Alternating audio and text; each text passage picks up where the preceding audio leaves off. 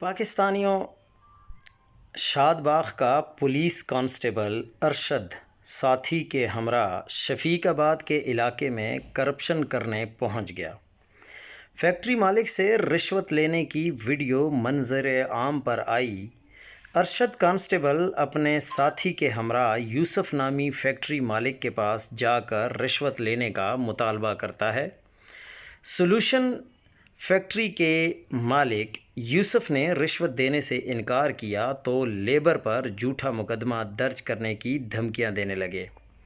Factory مالک یوسف کا کہنا تھا کہ ارشد پہلے شفیق آباد میں محافظ ڈیوٹی سر انجام دیتا تھا اور آئے روز فیکٹری میں آ کر پیسے مانگتا تھا۔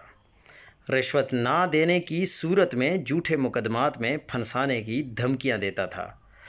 اب شفیق آباد سے تبدیل ہو کر شاد باغ ڈیوٹی سر انجام دے رہا ہے، پھر اپنے ساتھی کے ہمراہ سرکاری رائفل لے کر شفیق آباد فیکٹری میں داخل ہوتا ہے اور کیلکولیٹر پر اگلے پچھلے حساب کر کے رقم کا مطالبہ بھی کرتا ہے، جبکہ ایک ویڈیو میں ارشد کانسٹیبل کو 3000 روپے رشوت لیتے ہوئے بھی دیکھا جا سکتا ہے۔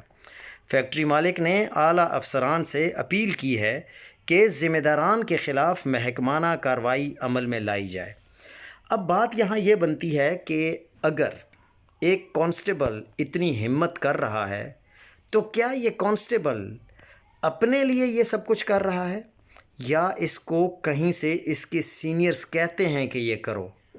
کیونکہ ایک کانسٹیبل کی کیا اوقات ہے کہ وہ کسی کے پاس جائے اور اس سے پیسوں کی ڈیمانڈ کرے، اور وہ بھی فیکٹری کے مالک سے۔